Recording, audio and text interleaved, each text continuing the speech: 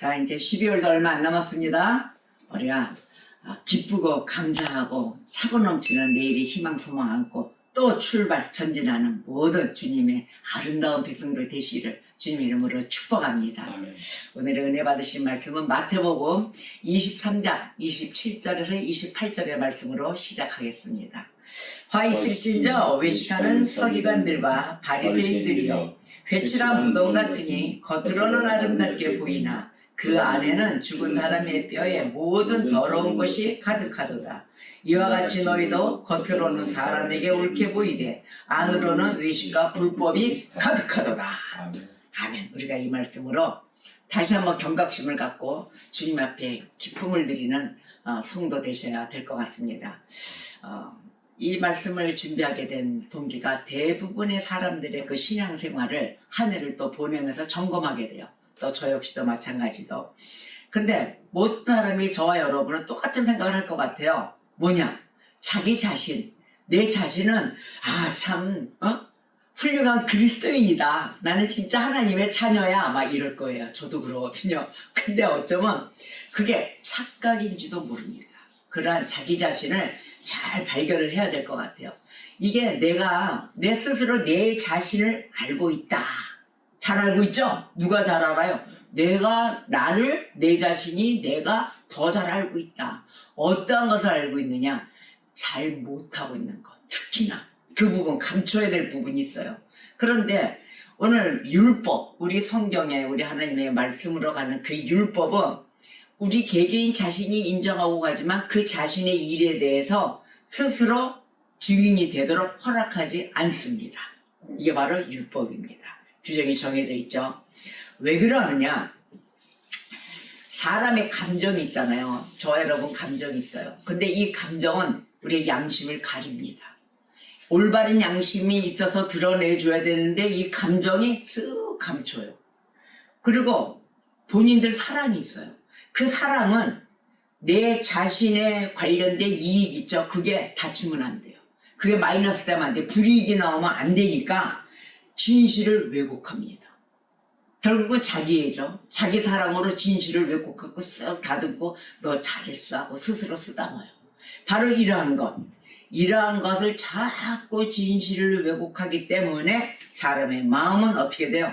이 세상에서 가장 큰 사기꾼이다. 또 거짓말쟁이다. 또 협작꾼이다. 이런 거를 감히 이야기할 수가 있죠. 내가 내 마음을 들여다보면 많은 걸 조종을 할 수 있다는 것이에요. 바로 이러한 것 때문에 에레미야서 17장 9절에 말씀이 이랬어요. 만물보다 거짓되고 심히 부패한 것은 마음이라. 심히 부패했다고 합니다. 왜? 이 마음으로 조종을 다 하기 때문입니다. 그래서 우리가 복음을 전달하게끔 하나님이 종들을 세우는 거예요. 곳곳마다 복음 전하는 자들 여러 모양으로 있죠. 목사님 모양도 여러 가지예요. 각 모양들이 많아요. 왜 그러느냐?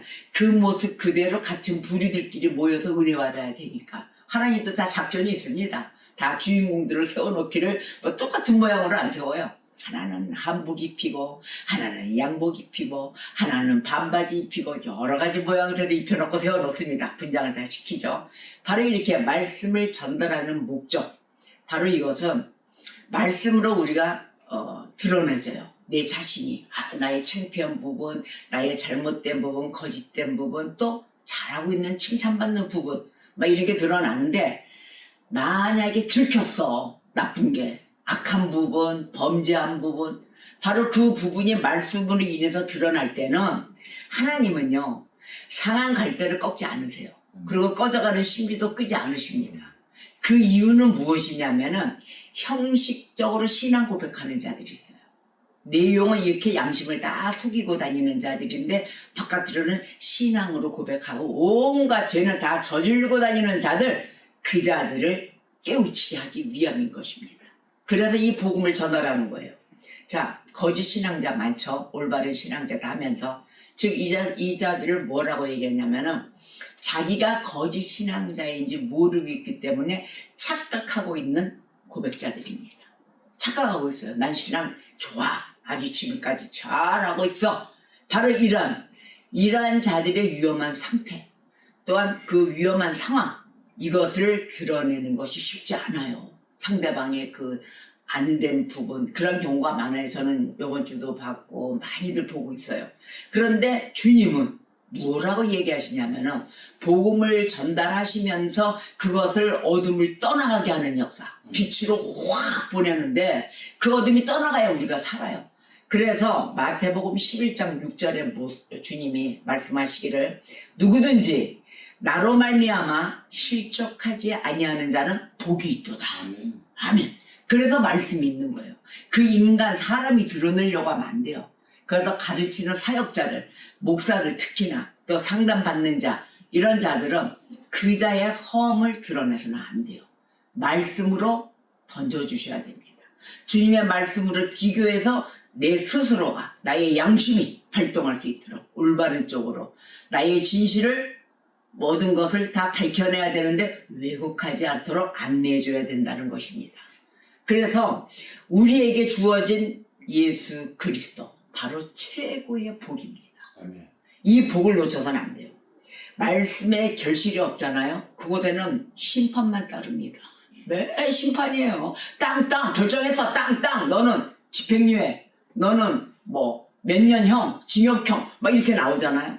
근데 이 말씀을 잘 들으셔야 되는데 말씀을 붙들고 심각하게 들어가고 이제 깊이가 막 깊어져요. 연도수가 이제 올라가면은. 자, 말씀은 삶과 죽음을 가릅니다. 삶이냐 죽느냐, 또 구원이냐 저주냐, 이 사이로 오고 가는 거예요. 바로 이러한 말씀. 그런데 왜 말씀을 붙들지 않습니까? 여러분, 이 세상을 살아가는 거, 살려고 하는 거 아닙니까? 살아야 되잖아요. 그러기 위해서는 말씀을 붙들어야 되는 거예요. 그러니까 하나님은 이 말씀을 듣잖아요. 그럼 그 모든 영혼에게 삶을 주십니다. 구원의 역사가 일어납니다. 바로 이러기 때문에 중요한 말씀을 우리가 붙들고 일어서는 그런 모든 백성 되셔야 될 것입니다. 어느 선교사가 이런 말씀을 했어요. 신앙생활의 자세를 이야기했는데, 이거는 초신자들 이야기하는 게 아니에요. 어느 정도 신앙생활 꽤 하고 말씀도 알고 품고 있는 자들을 향해서 한 얘기인데, 자, 여러분, 목사를 따를 게 아니라 예수를 좀 따르십시오. 이렇게 이야기했어요. 왜? 사람을 추종하니까. 그 사람에 추종하고 그 사람에 충성을 하기 때문에 너무 싫은 거예요. 그만큼 예수님을 알면은 예수님을 좀 따르고 온전한 그 주님의 백성이 돼서 심부름해라. 복음을 전파해라. 이제 구석구석마다 이단들, 신천지, 뭐 하나님의 교회, 뭐 왕국 여호와의 증인들 너무도 많이 퍼졌어요. 통 읽어보세요. 그 왕국 지어놓고 있는 거. 그런 이단들이 있는데도 그 와서 그 TV를 보니까 전부 다 엎드려 있더구만요. 홀리마더 해가지고. 성경에 어디 홀리마더가 있습니까? 어디서 홀리나 알아가지고 인간이 홀리를 역할을 하지 않나. 모든 성도들 돈을 갖다가 도박하고 다 쟁여놓고 현찰로 쟁여놓고 정치에 참여하려고 그러고 온 세계를 뒤흔들고 있잖아요. 이렇게 빠져드는 세상이 된 거예요. 그런데 여기에서 따르고자 하는 어느 정도 신앙이 올라서 있는 자들은 예수를 따르고 복음을 증거하러 사마리아 땅끝까지 나서야 된다는 거예요. 왜? 교회 공동체 생활을 하면서 물론 목사의 모든 질서를 다 지켜야 되겠죠. 중심점을 맞춰주고 따르는 그런 질서 하나님이시기 때문에 그걸 따르지 마라 이것이 아닙니다. 질서를 지키기 위해서 최우선 우리의 마음은 우리 예수 그리스도이다. 바로 이것입니다. 예수 그리스도를 중심으로 가야 공동체도 이뤄낼 수가 있다. 공동체는 여러 가지 포함하죠. 사회, 가정, 더 나아가 국가, 더 나아가 세계입니다. 바로 이것입니다. 중심과 질서의 흐름은 오직 누구다? 예수 그리스도이시다. 아멘. 이러한 것을 잊어서는 아니 되는 또 성경의 교훈이 있죠. 자, 지금으로 얘기하면 목사죠. 자, 선교자들 아니면은 먼저 앞선자들, 성경의 앞선자들, 주님의 종의 한 모습을 예를 보겠습니다. 세례 요한입니다. 세례 요한. 자, 어떤 사역이 가장 유익을 주는지 우리에게 가르쳐 준 바로 그 세례 요한인데요. 즉, 어떤 사역을 했냐면은 사람들의 양심, 그 양심을 건드렸어요. 양심에 그 영향을 미치는 사역, 이것이 큰 유익을 준다 해가지고 세례 요한이 출발합니다. 세례 요한은 세상에 와서 사람들의 죄를 마구 베어내기 시작했어요. 죄를 막 드러냈어요. 처음부터. 그리고 잘라내기 시작을 합니다. 죄부터 깨우치게 하고 난 후에 예수 그리스도를 전했어요. 영접하라 그러고, 너희 죄가 이러저러 하니 영접하라. 그러니까 처음엔 뭐예요? 율법을 던졌을 거 아닙니까? 율법의 식초, 시리신 걸 갖다 막 뿌린 거예요. 시큼 먹게는 맨 처음에는 막 떨고 시고 맛없고, 율법 먹으려고 한번 해보세요. 그러면 맛있습니까? 싫고 막 그래요. 막 도망다니고 잘 안 보고 감추려고 그러고, 내 죄가 드러나면 안 봐. 좋은 것만 보려고 그래. 바로 이라는 것을 막 뿌려댔어요. 그 후에 복음의 포도주를 주기 시작을 합니다. 깨우친 자에게는, 따라오는 자에게는. 세례 요한은 사람들을 즐겁게 하기 위한 사역이 아니었어요. 오직 그 자들에게 깨우침과 함께 유익함을 주기 위한, 또한 이 세상을 헤쳐나가는 데 있어 우리에게 필요한 오직 예수 그리스도만 전했다는 것입니다. 그 사람들과 입 맞추고 낄낄대고 깔깔대고 웃고 그래 너 맞아 그렇게 응해줬다는 게 아니에요. 그래서 이 세례 요한의 설교의 핵심점, 사람들의 죄를 가장 절실하게 드러낸다. 그리고 그 사람들의 마음을 가장 충실하게 열어놓았다. 이걸 우선시했습니다. 내 죄가 들통나서 열어주면 어떻게 돼요? 편해져요. 다 내려놓게 되니까. 내 죄를 다 감추지 않고 실토하니까 그 다음에 내 마음은 후련해요. 그럼 후련하고 난 이 곳에 무엇이 들어와야 될까요? 복음이 들어와야 된다는 거예요. 그래서 영혼을 살피는 사역을 사랑하는 자, 그 영혼을 살피고 또 도와주고 챙겨주고 하는 그런 사랑하는 자, 그 자가 가장 복이 있도다. 바로 이러한 사상이었던 것입니다. 지금의 복음을 보십시오. 영혼을 살펴주십니까? 상대방의 영혼을 짓밟으려고만 하지, 그 영혼의 아픔을 닦아주고 다듬어주고 약 발라주고 지금은 그렇게 안 한다는 거예요. 지금의 교회의 사역들은 세례 요한의 사역을 본받아야 될 것입니다. 자, 죄를 드러나는 사역, 이것을 해야 돼요. 그 죄를 목사가 감춰주고 있어. 드러내고 말씀으로 인해서 이것이 하나님이 원치 않는 것이다 라는 것으로 인도를 해주고 하나님의 백성을 만드는 길로 가야 되는데, 죄가 드러날 때 어떻게 돼요? 사람들의 마음, 그 마음을 오히려 자기는 피곤하니까 모른 척 한다는 거예요. 그리고 같은 사람에 대해서 원망하고 있어요. 예수의 눈에 잣대로 보아야 되는 것이 바로 교회의 역할인 것입니다. 그래야만이 주님 만나러 온 백성들이 깨우침을 받고, 아이고 우리는 어찌해야 할 꼴을 애통하게 부르짖게 만들어야 된다는 것입니다. 이것이 복음의 목적이에요. 세례 요한이 언제나 주님 오시기 그 전 세례 놓기 전에 사람들에게 율법을 인하여 깨우침을 준 그런 사역 가운데 우리는 있어야 될 것입니다. 여러분 성도들한테 이렇게 물으면 이런 얘기를 해요. 나는 천국 가려고 예수를 믿어. 이렇게 이야기를 해요. 그렇게 해서 교회 나옵니다. 자, 그럼 첫 발걸음 그렇게 나와야 되겠죠. 지옥 가기 싫으니까 나는 교회 나갈 거야 하고 들어오겠죠. 그러면서 들어오면은 은혜부터 받아야 되는데, 은혜를 안 받고 뭐 헌금 많이 내고 교회 일하고 청소 봉사하고 이러면은 천국 가는 줄 알아요. 그런 신도들이 많습니다. 여러분 설교를 들으면은 내 자신에게도 한번 물어보십시오. 내가 이걸 해야 천국 갈 거야. 행위적인 행동을 하지 않았습니까? 지금도 하고 있지 않습니까? 자, 첫걸음을 내딛었지만, 그렇게 해서 왔지만, 사람 따라오고 다 했지만, 이제는 차분차분히 주님을 만나야 될 시간이에요. 그래야 성숙되는 신앙자가 되는 것입니다. 그러면 교회에서 세례 요한처럼 가르쳐야 될 게 구원의 길로 죄를 드러내서 내가 내 죄가 얼마나 있는지 모르고 첫 발걸음에 들어온 그 교회 안에서 구원의 길로 인도하기까지 내 죄를 드러내는 그런 말씀을 주어야만이 내가 비교되고 나타납니다. 왜? 구원의 길인데 교회의 목적은, 구원에는 첫 번째로 와야 될 목적, 회개가 있어야 됩니다. 회개가 따라줘야 구원의 길로 가는데, 여기에는 회개가 일어나려면 뭐예요? 말씀이에요. 말씀 외에는 없습니다. 말씀을 접해야 하고 말씀을 받아들이고 또 그 말씀을 통해서 나를 발견하기 시작하거든요. 아, 내가 이랬네. 자, 그러면 말씀을 계속 들어가다 보면 어떻게 돼요? 말씀 속에서 깨우치게 되잖아요. 맞아. 이거였네. 바로 이거였네. 이야, 이 말씀이 벌써 2000년 전에 예수님 오시기 전에부터 율법이 다 이렇게 하나님이 다 만들어주시고 선포하셨네. 여기서부터 나오기 시작합니다. 그러면 깨우치죠? 그러다 보면 예수님의 사역에 들어와요. 예수님의 사역에 대한 믿음이 생겨요. 나를 위해서 죽으셨구나. 나를 위해서 인간으로 오셨구나, 이 땅에. 이러면 뜨거움의 열정이 생기면서 내 자신이 그동안 잘못 살아왔던 회개의 역사가 일어나게 되는 것입니다. 회개 없는 구원은 없다. 회개 없는 구원은 없습니다.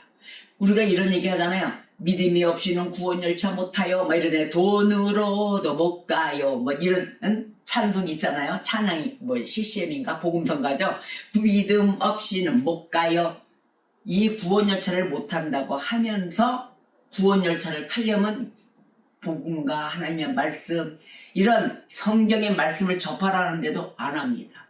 예수님의 말씀은 접하지 않아요. 그냥 믿음 없이는 못 가요. 무슨 믿음? 어떤 믿음인가를 봐야 될 것입니다. 그래서 그리스도인이 된 사람과 거의 되담한 사람을 비교를 한번 해보겠습니다. 여러분, 사도행전 26장의 말씀으로 가겠는데 26장 28절에 이렇게 말씀하셨어요. 너가 나를 설득하여 거의 그리스도인이 되게 하였도다, 이 말씀이 있습니다. 거의 어떻게 됐어요? 거의.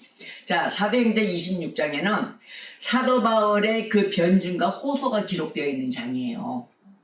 그런데 여기에는 아그리빠 왕, 베스도 총독, 벨리스 총독, 그리고 또 공회 앞에서 맹목적으로 매우 악 중에 악, 그 악하게 사도 바울을 박해했던 유대인들, 그들 때문에 행해진 바로 이 내용입니다. 자, 이 호소, 이들 때문에 호소를 하는데 바울이 주장한 세 가지가 있어요. 그 주장이 뭐냐면은 26장의 4절에서 13절까지 보면은 자기의 그 예수 만나기 전, 회심하기 전 그 삶의 특징을 이야기합니다. 내가 그동안 어떻게 살아왔는지를 이야기해요. 그 다음에 13절부터 18절까지, 여러분들은 사도행전 26장을 따로 읽으세요. 13절에서 18절까지는 회심할 때 하나님이 자기에게 어떻게 역사하셨는지를 이야기합니다. 내가 하나님을 만나게 된 동기 막 이런 게 있을까 하니 그걸 다 진술해요. 간증이라고 그러죠, 우리가. 그 다음에 19절에서 28절까지는 그 다시 거듭난 후는 내가 어떻게 살았는지를 또 간증합니다. 이야기하는 장이에요. 그래서 바울의 회심 전에는 바리새인이었잖아요. 아주 이 복음을 전달하는 자들, 복음에 대해서는 박해하는 아주 1등자였어요. 박해하는 자로서. 그렇게 살았던 사도 바울이었는데 하나님의 강력한 은혜로, 그 은혜의 역사로 예수 그리스도의 심부름자로 만드는 역사가 일어납니다. 그 박해했던 복음을 전하는 자로 사용하고 그 이후도 목숨을 다 바쳐 행복감에 주님과 동행하는 자로 됐다는 것입니다. 바로 이 사도행전 26장을 통해서 그리스도인이 된 사람, 바로 예수 그리스도의 제자 사도 바울을 샘플을 삼습니다. 자, 예수 그리스도의 교훈을 붙들고 또 인정하고 그 따르는 사람, 그 사람을 그리스도인이라고 불러요. 그 외에는 없어요.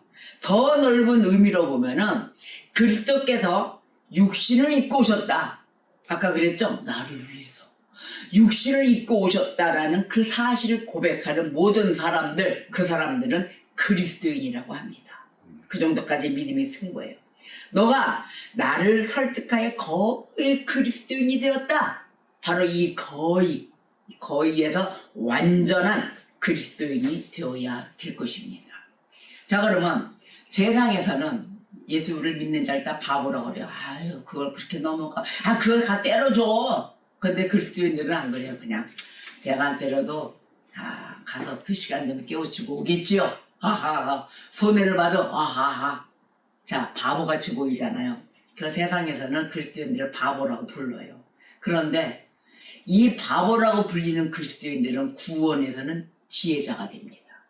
구원에 관련된 문제는 지혜로운 자, 바로 참된 그리스도인인 것입니다. 고린도전서 3장 18절에 보면은 아무도 자신을 속이지 말라. 너희 중에 누구든지 이 세상에서 지혜 있는 줄로 생각하거든 어리석은 자가 되라. 그리하여야 지혜로운 자가 되리라. 아멘. 지아무리 아무리 잘났다고 나타난다 해도 어떤 사람은 다 그래요.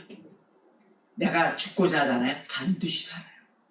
그래서 꼭 지혜로운 자가 돼서 내가 꼭 나서서 총대 메고 하지 마라. 또한 하나님의 역사 가운데 그리스도인의 기독교인들이 살아가는 방식은 비워진다면 반드시 채워질 것이다 라는 확신이 있습니다. 또 잃어버리잖아요. 반드시 찾게 될 것이다. 또한 아무것도 갖지 못했어. 그렇다면은 모든 것을 갖게 될 것이다.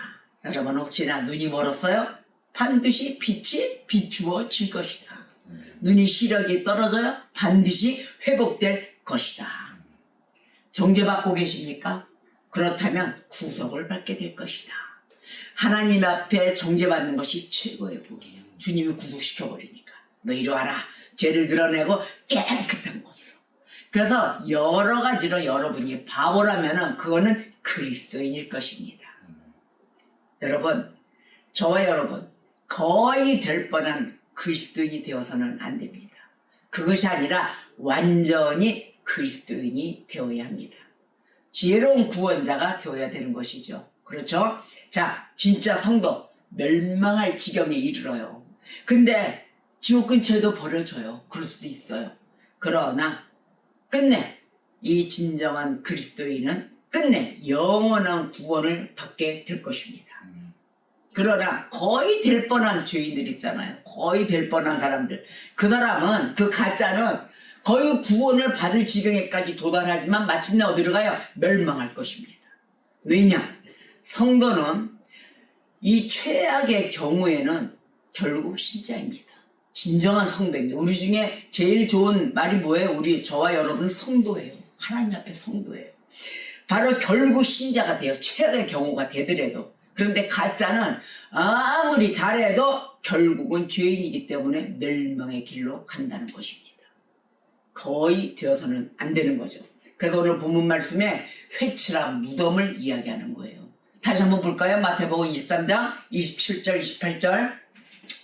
화 있을진저 외식하는 서기관들과 바리새인들이여 회칠한 무덤 같으니 겉으로는 아름답게 보이나 그 안에는 죽은 사람의 뼈와 모든 더러운 것이 가득하도다. 이와 같이 너희도 겉으로는 사람에게 옳게 보이되 안으로는 외식과 불법이 가득하도다. 아멘. 이렇게 되어서는 안 된다는 거예요. 나의 신앙 여러분 보십시오. 어느 기초 위에 서 있습니까? 점검하십시오. 또한 소망의 기초가 있어 매일 붙들고 전진하십니까? 이 12월에 하나님의 선물 잔뜩 받아야 될 거 아닙니까? 기초, 모래 위가 아닌 반석 위에 세워진 우리는 완전한 그리스도인이 되셔야 될 것입니다. 여러분 회칠한 무덤 같은 이중 생활해서는 아니 됩니다. 끝까지 주님을 온전히 붙드는 성도 되시고 새해를 맞이할 수 있는 준비하는 그런 12월달 되시기를 주님의 이름으로 축복합니다. 기도하시겠습니다.